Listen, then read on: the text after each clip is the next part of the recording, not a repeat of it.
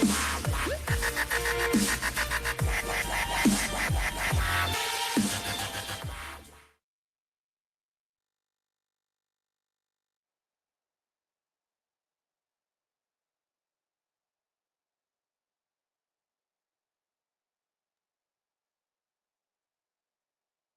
morning, guys.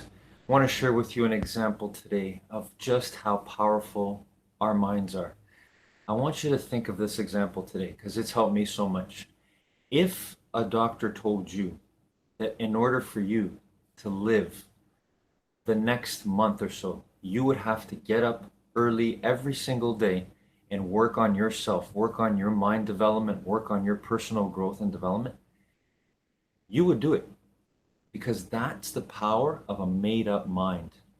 There is nothing in this universe more powerful than a mind that has made the determination, the decision. They have determined that they are going to be successful, be happy, be free, be the most positive force they can be, no matter what. There's nothing more powerful in the universe, and you have it. So let's remember it each and every day. Have a great day, everybody.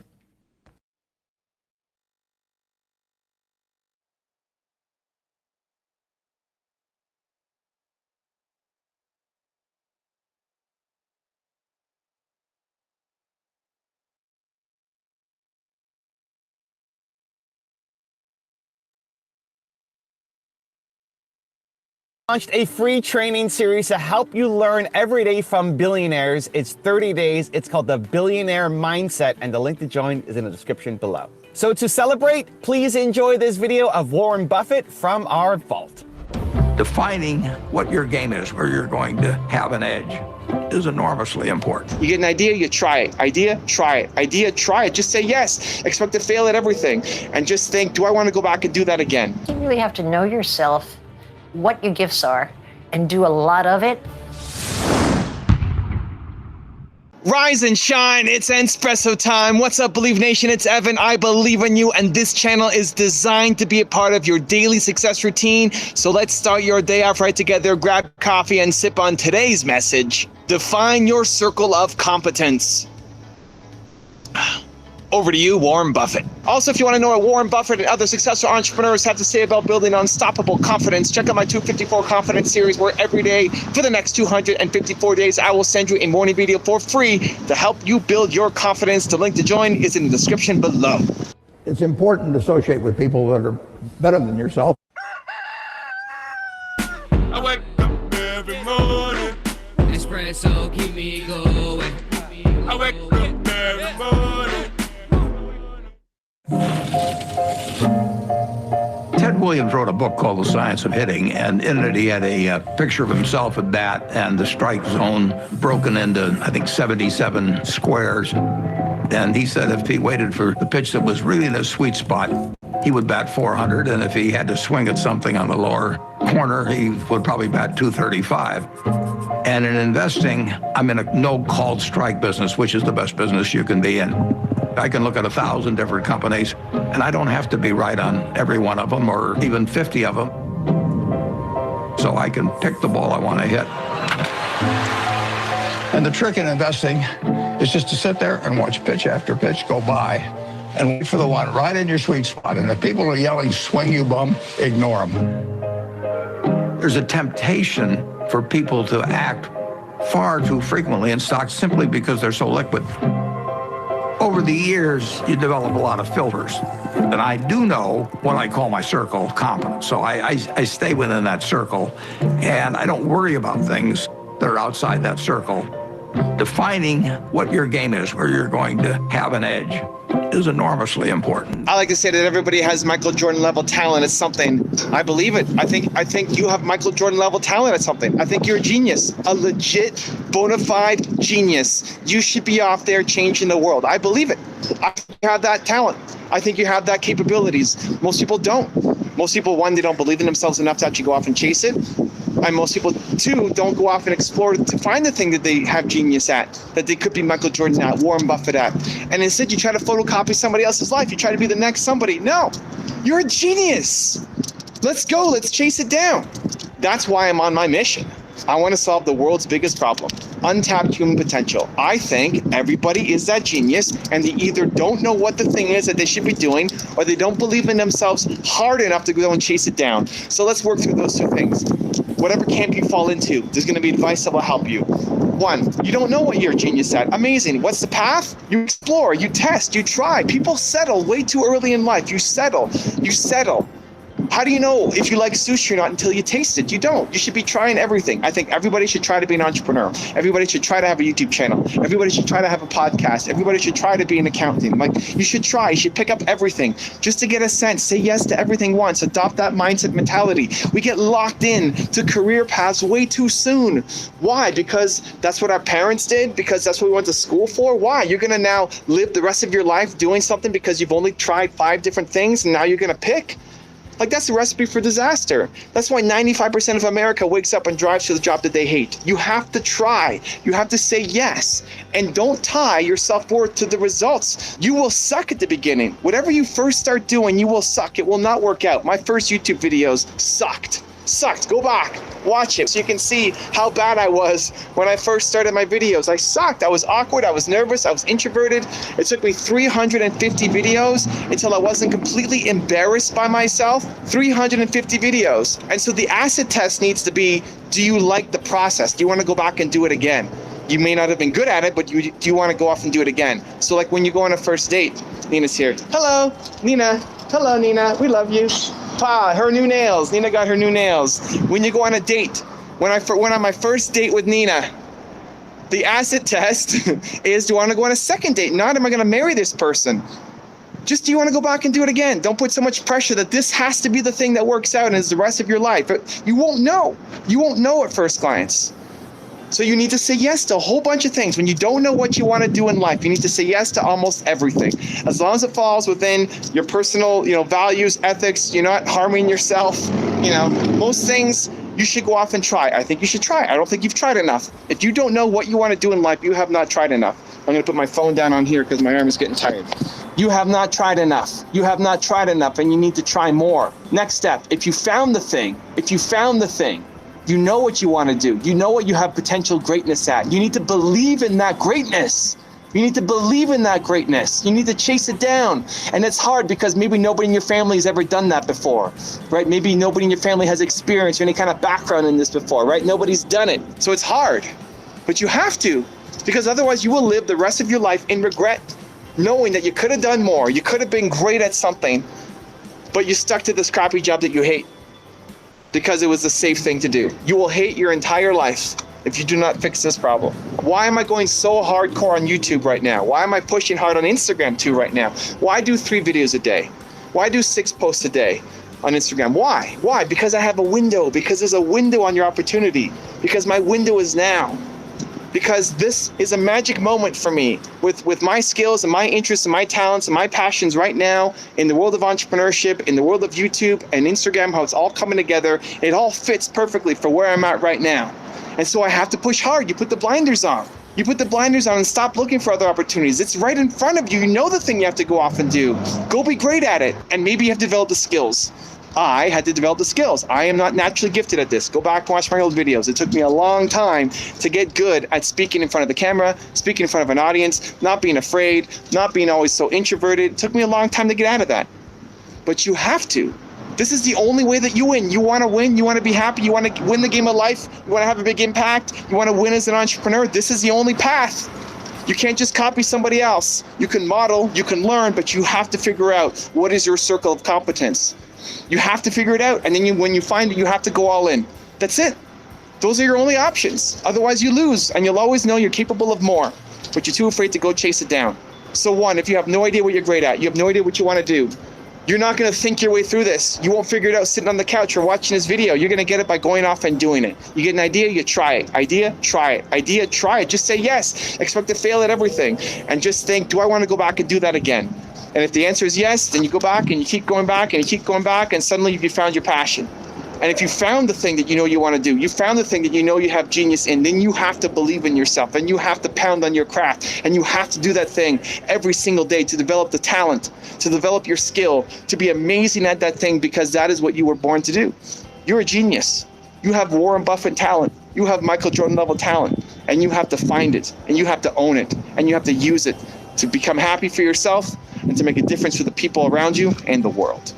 Now, I've got a really special bonus clip that I think you're going to enjoy. But before that, question of the day, I want to know, what is your circle of competence? What do you have Warren Buffett, Michael Jordan level talent at? I'd love to hear from you. Put it down in the comments below. Number one, focus on what you do well. So many people start a business and try to do everything from the get-go. I think you really have to know yourself, what your gifts are, and do a lot of it, and try to find some other sucker to do the stuff that you are not good at. That's the truth. That's what makes a great partnership or good delegation.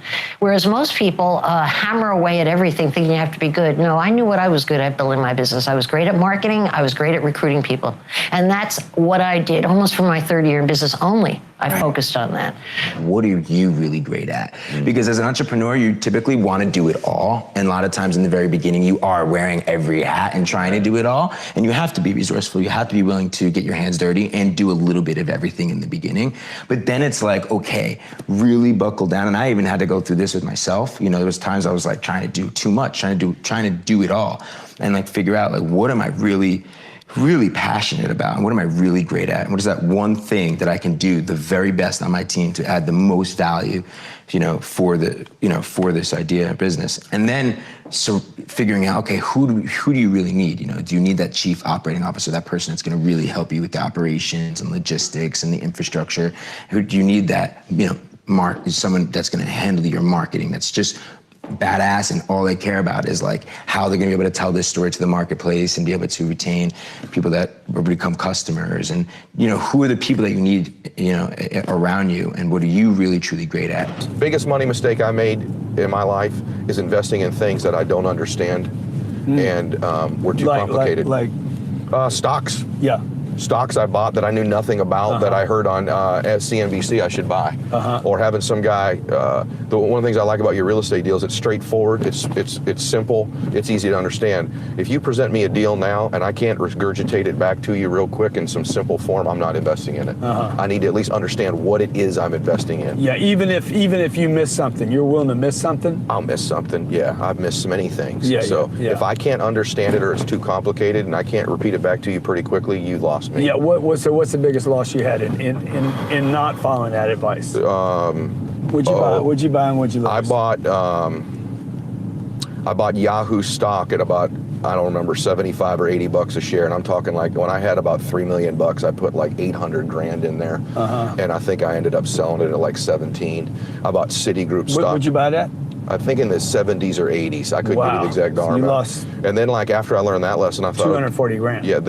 You lost 700 grand. And then I'm gonna give you two more biggies. The second one I did is I bought Citibank stock, Citigroup stock at like $54 a share. Yeah, 2008. Which was like $700,000 worth of that, and I think I sold it at $2.50 is when I finally sold it, because I heard they were going to be the next AIG. Yeah, they're worth $200. And then the third one is stuff you talk about.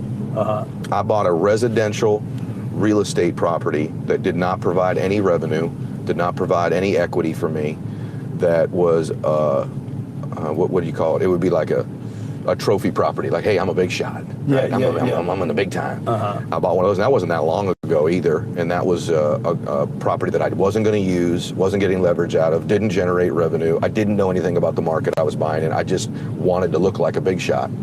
And I think I lost $2.5 million on that house. And that wasn't that long ago. That's just a few years ago. So I've still made some mistakes in my life.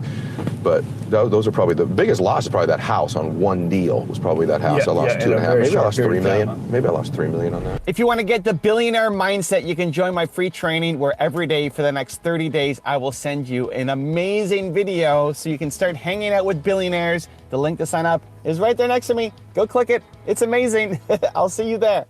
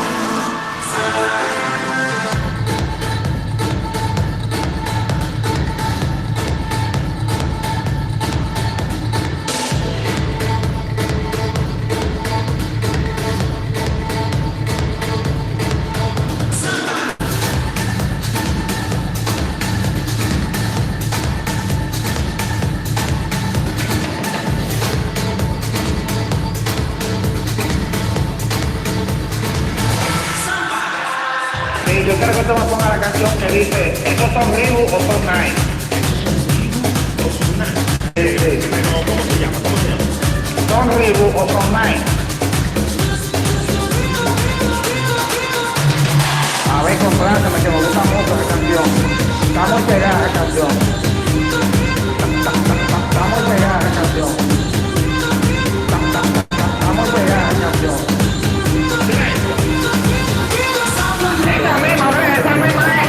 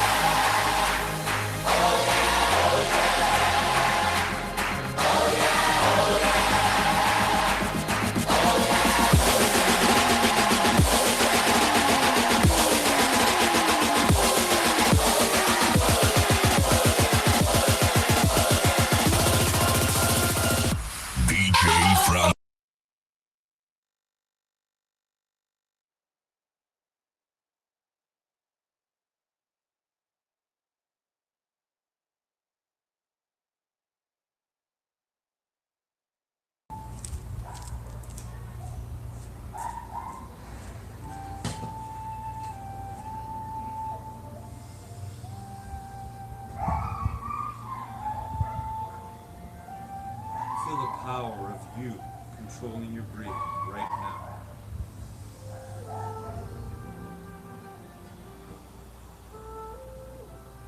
Feel the power of you enjoying your greatest gift right now.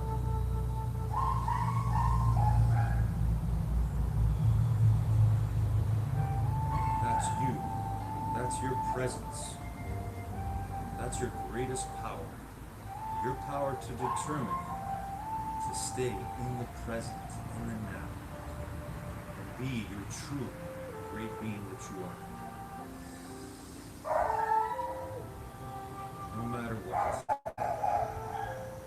In this present moment, everything is here you need right now. So let's see ourselves today doing the best we can.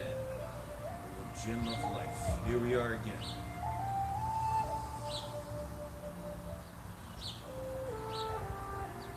Controlling our minds.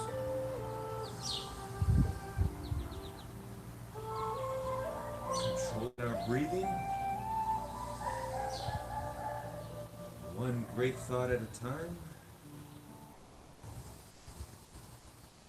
One great breath at a time. So see yourself doing your best on all the exercises we do today together, here and now. That's your determination, your greatest power, power that's the same in you and every human being on the planet.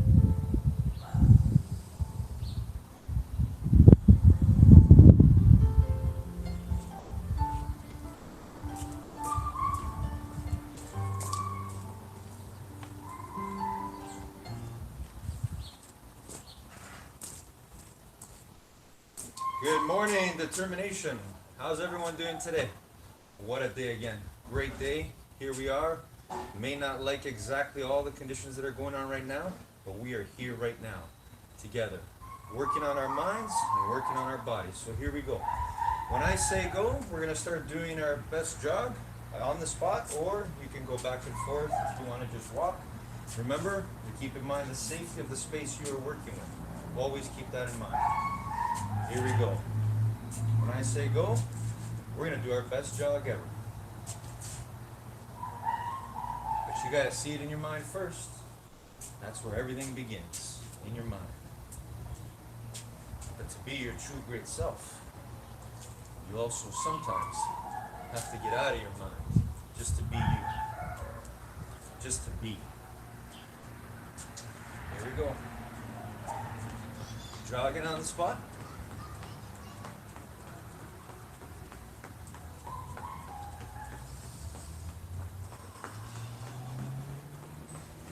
Again, feel the control of you. Breathing in through your nose. And out through your mouth. You always have that power to determine, to take control of your breathing, your mind, and your body. That's what keeps us here and now, in the present. The greatest gift we all have always.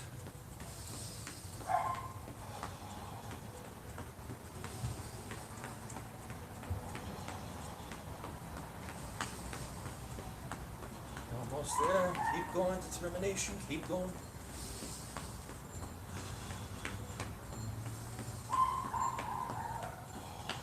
All right. And let's walk it out. Back and forth. Or just walk on the spot if that's all the space you have.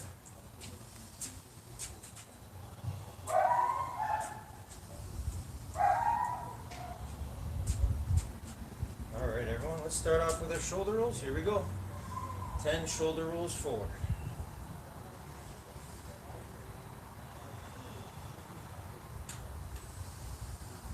So the power of all of us right now, watching this, working together on one thing.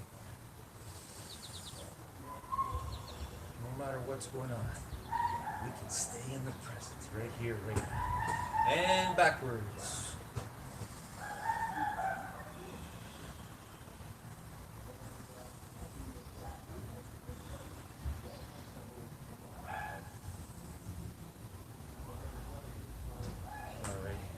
Let's do arm circles forward. Here we go, arm circles forward.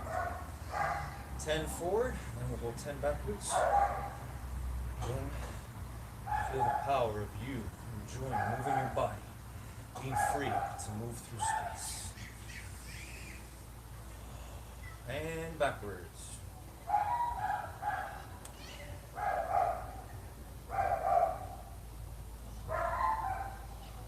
Okay, here we go. Now let's do hands on our hips, bend your knees, and side stretch.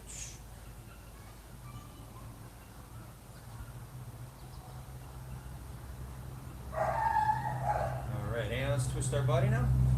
So 5 on each side. Keep your feet flat on the floor. All right, excellent. Okay, let's do 5 push-ups together. Our best 5 push-ups. Here we go. If you gotta keep your knees down on the ground, that's fine. Just do the best you can. All right, let's do 5 sit-ups.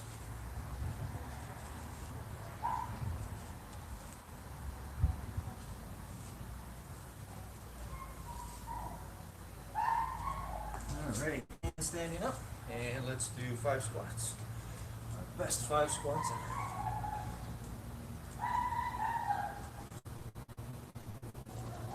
Excellent. Let's do lunges. 3 on each side. Arms up.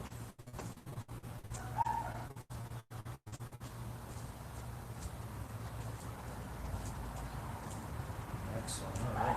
And 10-second planks. Bring these knees off the ground. Hold it there for 10.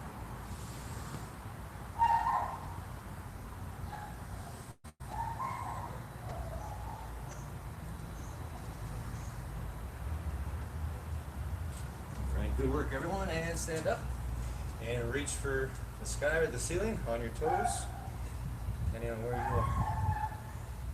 Feel the joy of reaching. If you lose your balance, get back up again. Never give up, no matter what.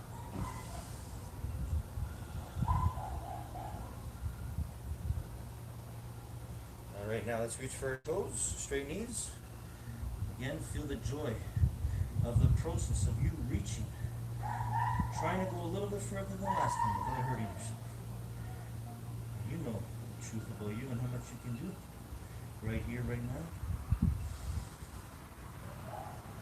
Okay, and come on up again. Let's balance, grab one leg. Find that balance. Again, if you have to imagine yourself with roots underneath your feet that have grown through the ground fully, deep into the earth, do that. If that helps you. And switch. Notice the power of all of us right now. Controlling our minds, to control our bodies, to control our breathing, and to control our balance. Alright, and now let's hug our knee. Here we go. Bend the other one if you have to. Find that balance point and pull the knee up. Hug your knee, give it a good hug.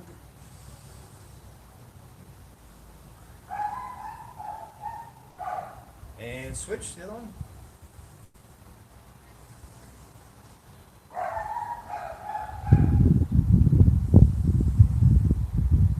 Feel the joy of you finding your balance in this moment right now. It's the same way you can do it in anything in life. Alright, okay, and let's sit down and reach for our toes, straight knees. There we go. And feel the gift of you. Trying to be your best. The best you. Not your best compared to others. Just your best you. Alright, V shape with our legs, and let's reach for the floor as far away from our body as we can.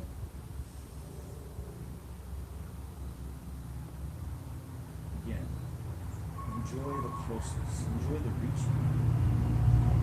We'll never get to an end. There is no end. Reach for one to the other side. Those three.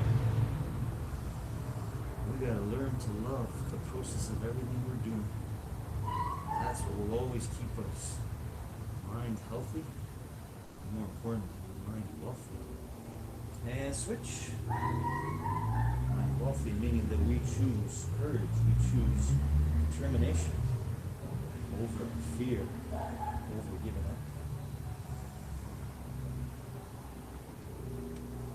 Okay, and let's bring our feet together and gently push our knees down with our elbows. Hold it there for 10 seconds. Always remember your breathing.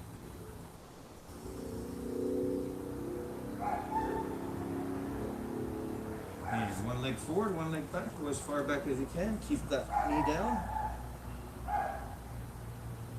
Just feel the power, the joy of this moment right now.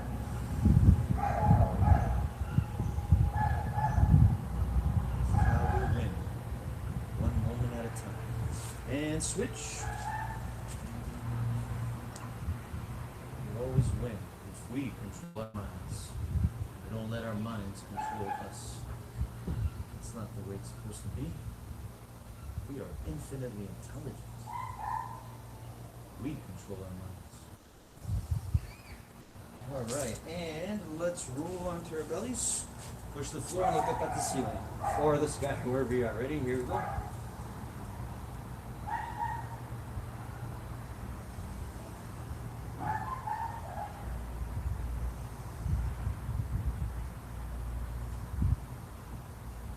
Okay, and legs crossed again, back straight, eyes closed.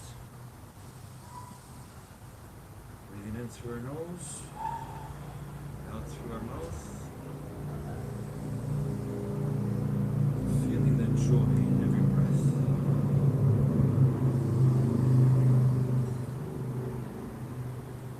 Now, let's see in our mind today the vision we want to create for our best exercises. For me today, I'm going to see myself doing my best on each of the 2 songs I choose on one exercise each. So I'm going to see in my mind myself holding the lunge position for each leg as long as possible, hopefully for the duration of the first song. And then for the second song, I'm going to see myself holding a V sit-up position as long as I can. You don't have to choose those exercises. You may if you want, but you can see in your mind right now, whatever exercise you love doing, as long as you're doing it safely. You can dance, you can jump, you can do jumping jacks, lunges, squats, whatever your heart desires right now. As long as you stay safe. You know how to stay safe. You're made of rules, truth, principles that are designed to keep you safe, happy, successful, and free and peaceful all the time. It's a matter of want. You gotta want to be safe, healthy, and happy. You gotta want it so bad, as bad as you want it.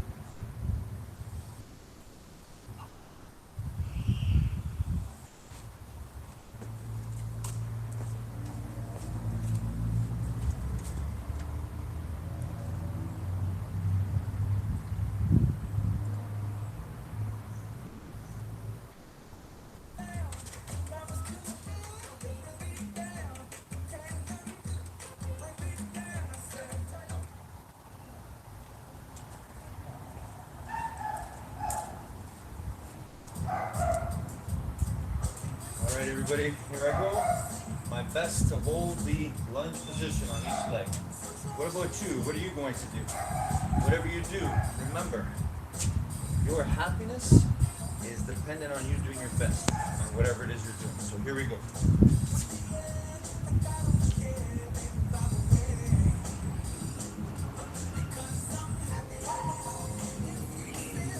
Sometimes I'll keep my arms out like this too. Sometimes I'll put them out this way. Sometimes I'll bring them up. Slowly bring them back down.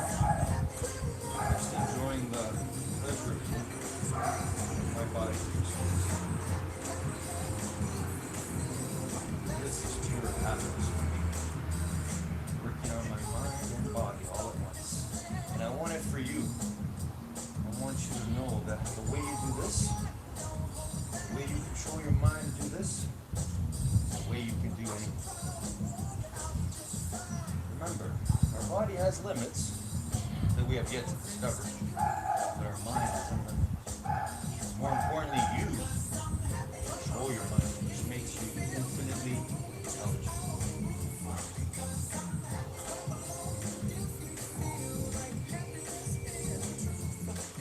Happiness is the truth. Thank you. Hallelujah. Thank you. Thank you, infinite intelligence.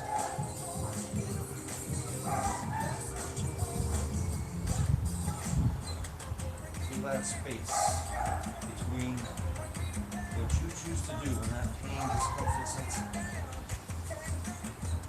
What you choose to do. That's the challenge.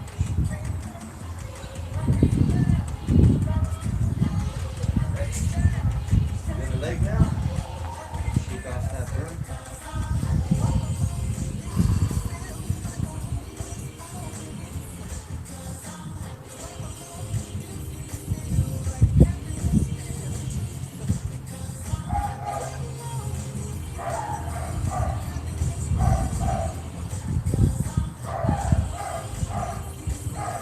Wherever you are, I know you are fully enjoying the moment right now. Your happiness is always up to you.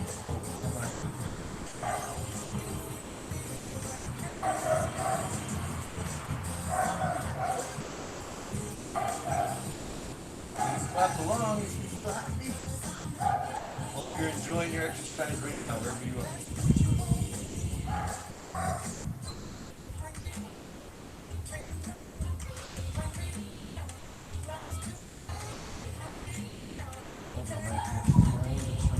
Still going, even though my legs are shaking.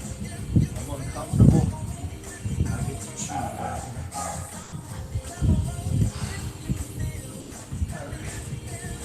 I'm proud of my effort. Proud of my determination. Hope you are too, wherever you are. We still got more. Yeah, keep going. Here we go. Let's go. Determination. Let's go. Keep going wherever you are until the song's over. Or if you got your own song on, keep going, keep going. Love your effort, love your process right now.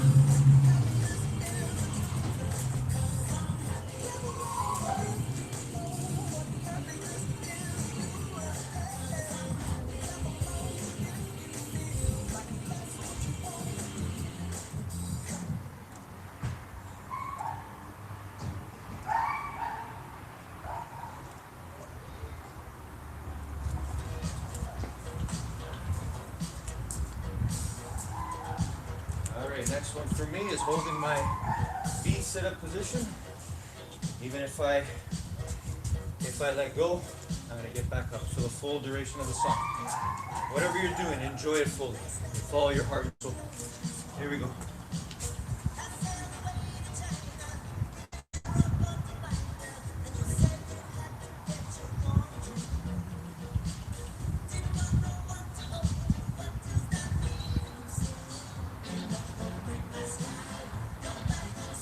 Nobody can break your stride.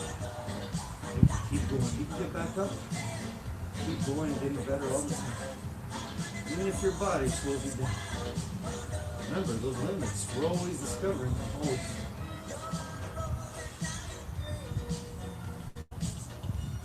Sometimes I'll change my position just to keep my balance.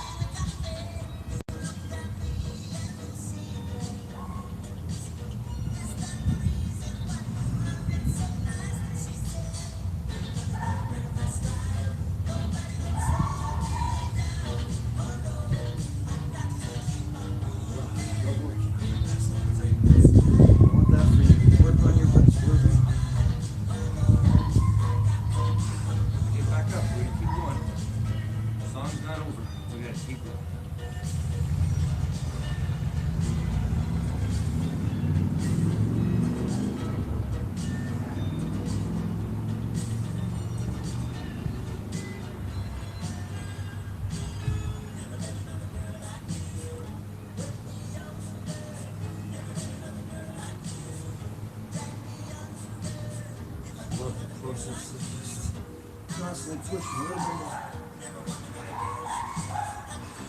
Do it again. Constant going. We got music in us.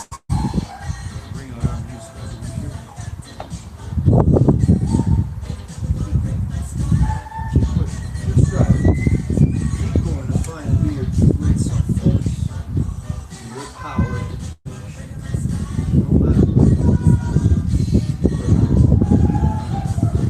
Destined to bring yourself up.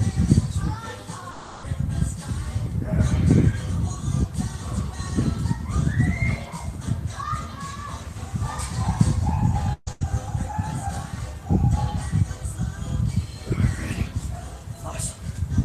Proud of the effort. Hope you are too. Here we go.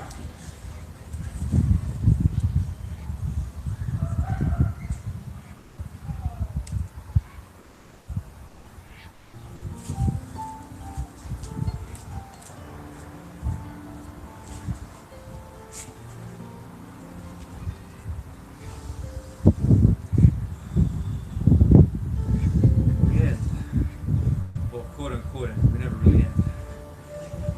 We now focus on our breathing. Back straight, eyes closed, legs crossed.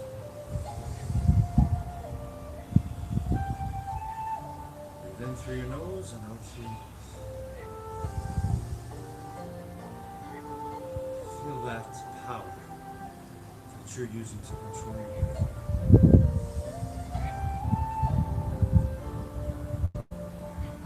Your connection to oneness, to what we all really are, to the truth.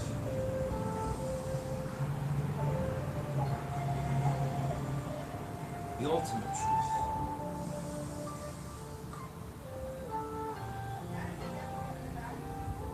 That you were born to win control over your mind.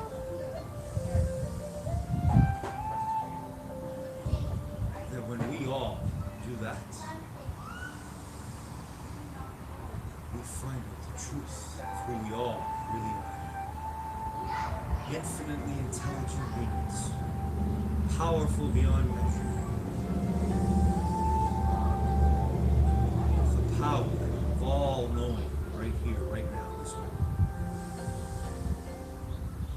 You're already made of all knowing of the universe. You're made of that same stuff. With that, you can always have and be your true, peaceful, happy, kind, loving self. No matter what.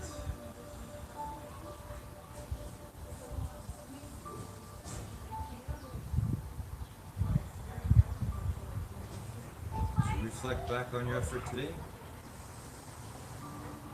always remember that if you gave your best in whatever you were doing, you can do it now, and you can do it forever.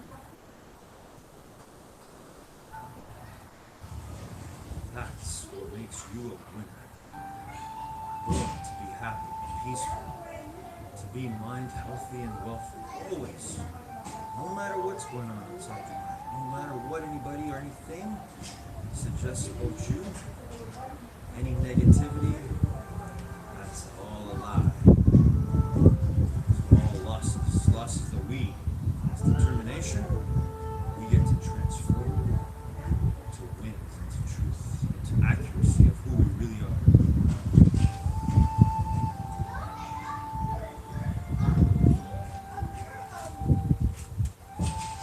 That's why I love you and everybody in this universe. Have a great day, everyone. Have a great week. Enjoy every moment. You're the greatest gift ever. Love you all so much. Take care.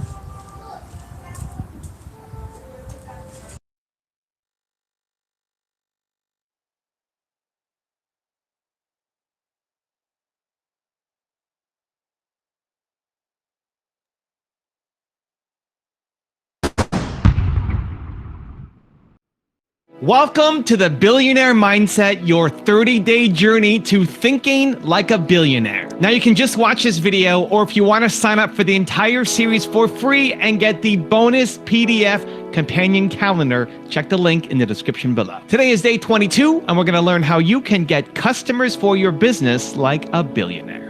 Enjoy.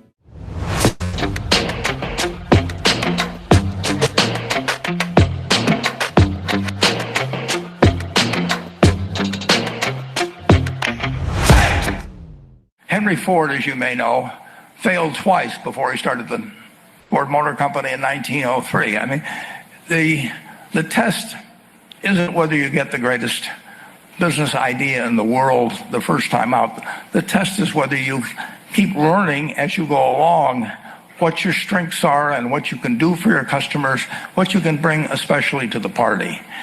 And to do that, you need a genuine desire day in, day out to delight the customer.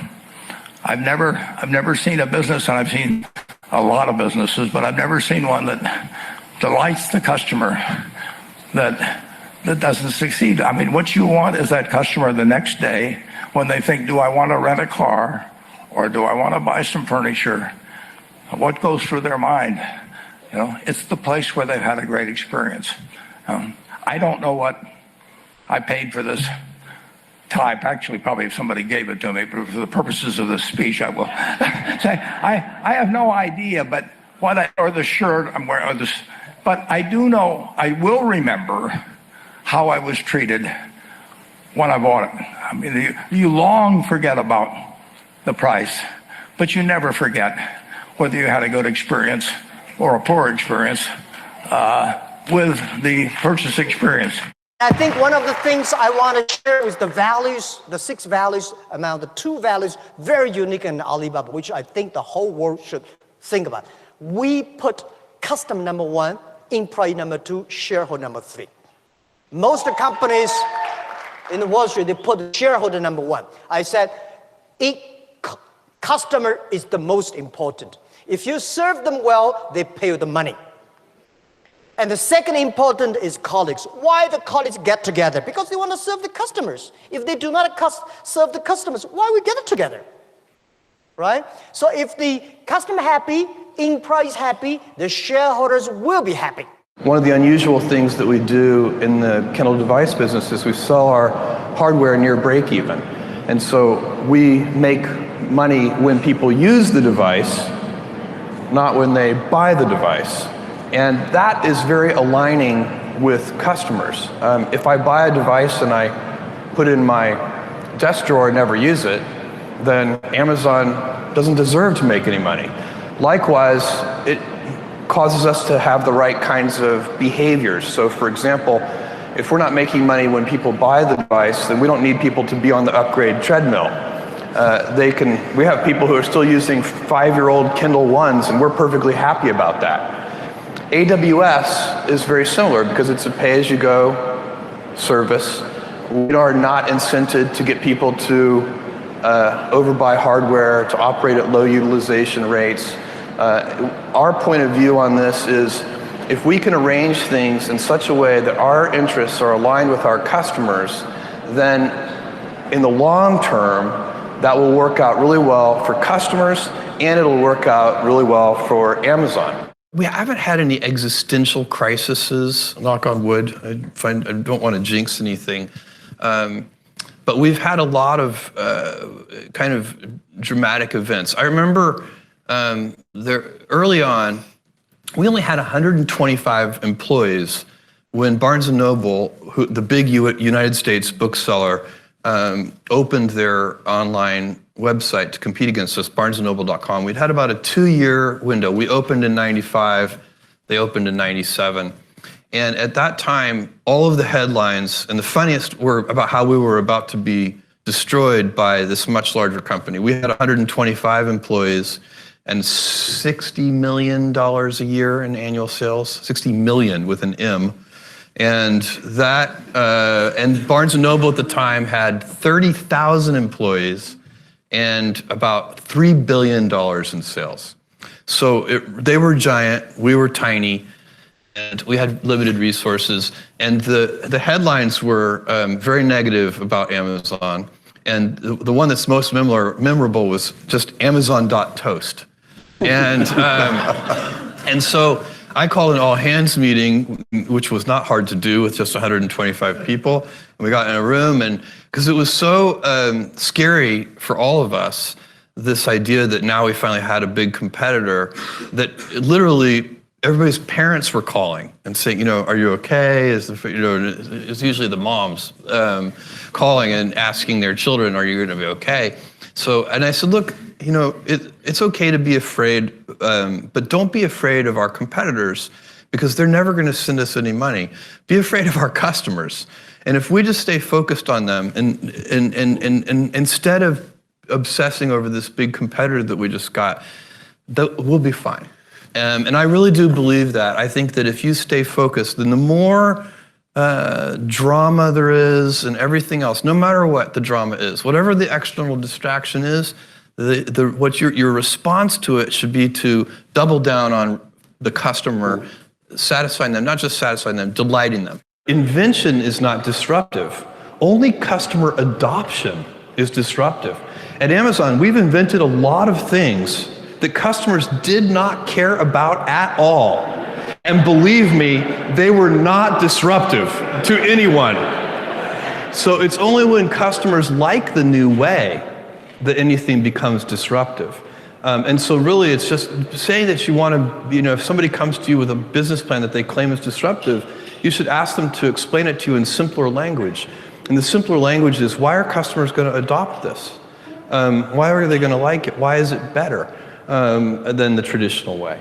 You shop on Amazon, and if you have something, the service you don't like, so do you just pick up the phone, call your team of 700,000 people, and tell them, I don't like this, change this, or you know what I do? So I don't do this, it doesn't happen that often, but if I get a delivery that I don't like, maybe I don't like the way it's packaged or something, we have regular meetings of the senior executive team, and I bring the box to the meeting.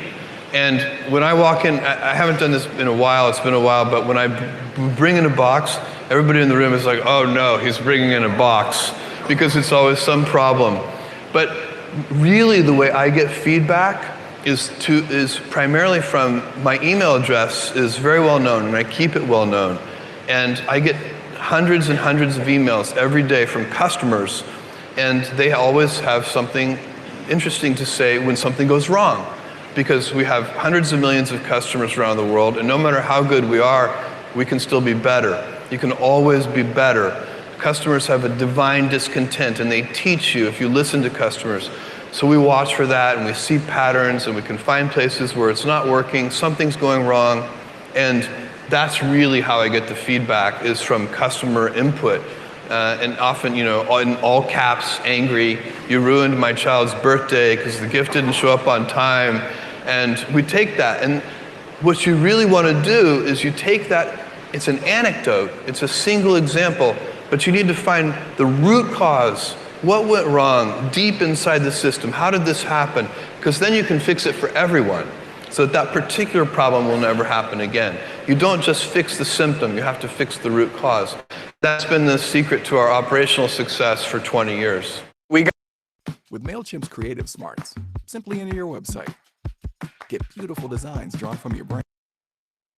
We got this company just about ready to launch, and we were looking at it looking at this little tiny fulfillment center. We were here by then, in this building. We had a basement fulfillment center. To call it a fulfillment center was very grand. There's a lot of puffery. It was 400 square feet, which is about the size of a one-car garage. And we launched this business, and we're looking at it, and we didn't know if anybody would order from us. We really didn't. And in fact, one of the software engineers looked at this little space, and he said, I can't figure out whether this is incredibly optimistic or hopelessly pathetic. And indeed, we didn't know. We had no idea whether anybody would want to buy things in this way. The business plan called for generating sales very slowly as customers changed their attitudes. The original business plan, which I thought was very optimistic at the time, called for Amazon.com to generate $70 million in sales in the year 2001. We actually generated in excess of $3 billion in sales in the year 2001. And we knew, by the way, that we were really onto something in those first 30 days. In the first 30 days, we got orders from all 50 states and 45 different countries with not a dollar of advertising, just all word of mouth. In the first year, we didn't spend anything on advertising. All of it was word of mouth. And that really forged the company that we were going to focus on customer experience because we saw the power of word of mouth so very, very clearly in those early days. There's something great about word of mouth online, by the way, and feedback from customers, which is that email turns off the politeness gene in the human being. It's wonderful. So people actually tell you what they really think, usually in all caps. So we get lots of info and feedback from our customers, and we try to use it well. I believe that the primary success factor for Amazon.com has been an obsession over the customer and a focus on customer service. This is clearly important in any business, but especially important online. And the reason for this is that word of mouth is incredibly powerful online. If you make a customer unhappy on the internet, they won't tell 5 friends. They will tell 5,000 friends on Usenet news groups and listservs and so on. Likewise, of course, if you can make a customer happy by meeting or exceeding their expectations, they can also tell 5,000 people and therefore, be evangelists for you. They can use the internet as a megaphone. So it's very important to do the things that you actually are going to claim to do. And what this means basically is the balance of power has shifted away from the merchant and toward the consumer, which is a great thing, I think, for everybody involved. And it's even great for the merchant as long as the merchant realizes it. One of the statistics that we track most carefully at Amazon.com, because we believe that this is so important, is the fraction of orders we receive every day that are from repeat customers. And that number has consistently gone up, and it's now over 58% of our orders that we receive every day, even in the context of a very rapid new customer. This entrepreneur brand logo was done by a top freelancer on Fiverr. Is simply growth. The 95-5 rule. There are no spare. 95% of everything we do is right every day in business. But look for the 5% you do wrong, and that's what makes you better than everybody else. There are no spare customers, okay? It's a competitive world in every one of our businesses. Take no out of your damn vocabulary. You're on a business trip, and it's 11:02. You hang up the phone and on a call, and you call down to order some breakfast, and they say, I'm sorry, sir, we don't serve breakfast anymore. I say, that's okay, no problem. I don't need a waffle or an Eggs Benedict. Just throw a couple of eggs in a skillet and send them up scrambled, however it's easy for you to do. I'm sorry, sir, we don't serve breakfast. Why are you telling me no? I didn't ask you for anything special. You're going to throw a burger in the pan. Just throw me a couple of eggs and take care of me.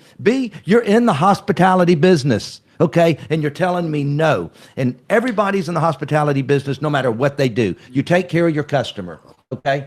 You take care of your customer. It's no different than we walk in and your people meet us polite. You put a welcome up on the screen. You come in here, everybody can I get you some water? Tell me, can I do this for you? You're in the service business. Everybody so why is. do you want to be an ass and say no to somebody when it's just as easy to say yes, or you just give an alternative? Because the company's being run by somebody who's not.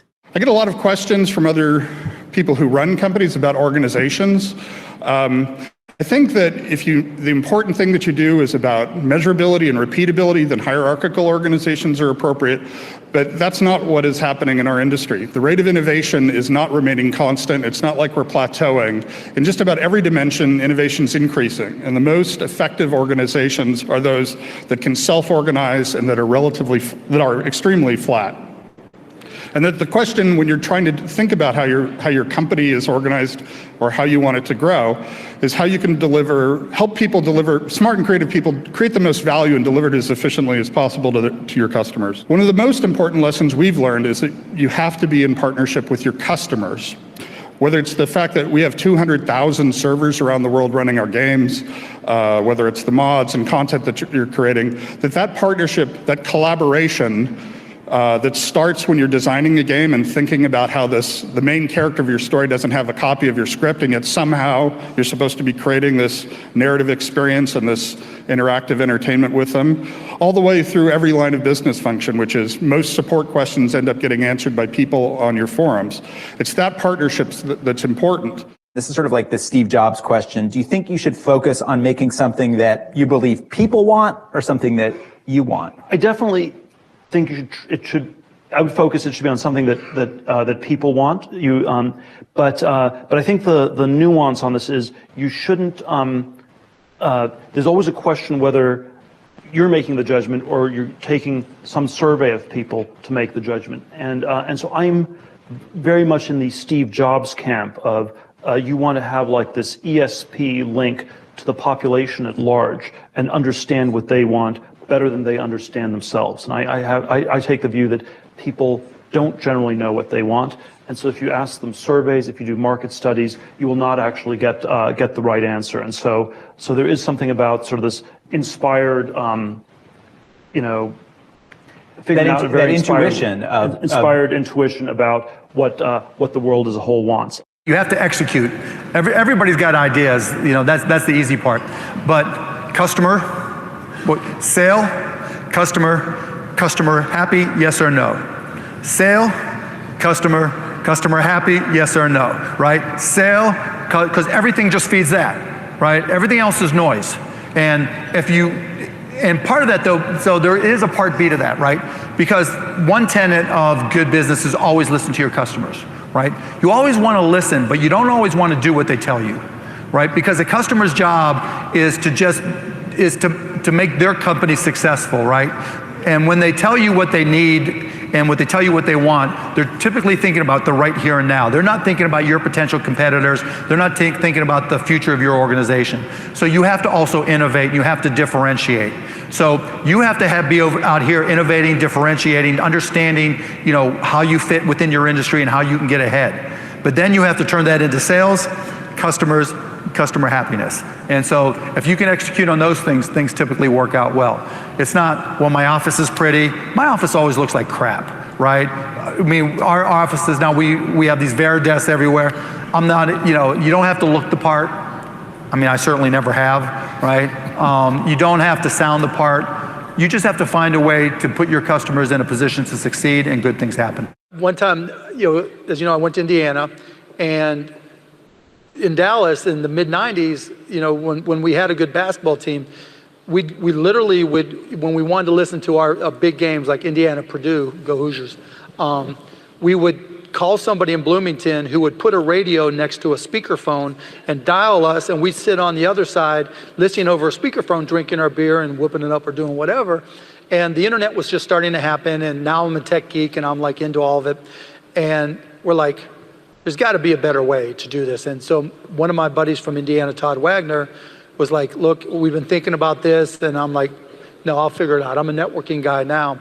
And so we looked for ways to stream Indiana basketball. We called it netcasting back then, over the brand new internet.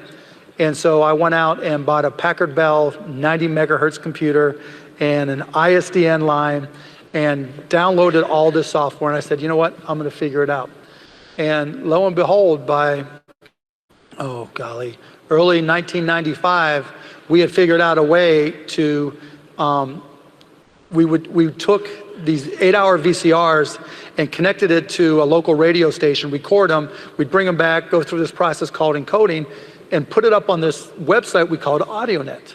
And then I'd go to any online forum, AOL, Prodigy, CompuServe, UUNet, whatever it was, or Usenet, and I like, if you're interested in Dallas sports at all, because we hadn't gotten to Indiana yet, if you're interested in Dallas sports, go to this website, AudioNet.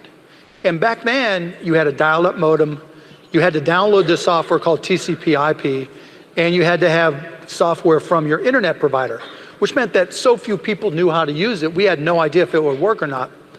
But all of a sudden, AudioNet went from 10 people a day to 100 people to 1,000 people a day.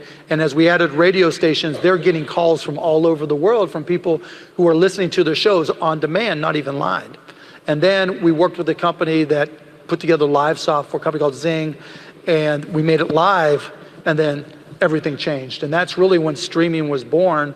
And we just grew that. And then in 1998, we got into video, changed the name to broadcast.com, went public, and it was the biggest IPO in the history of the stock market at the time. And then we sold it to Yahoo.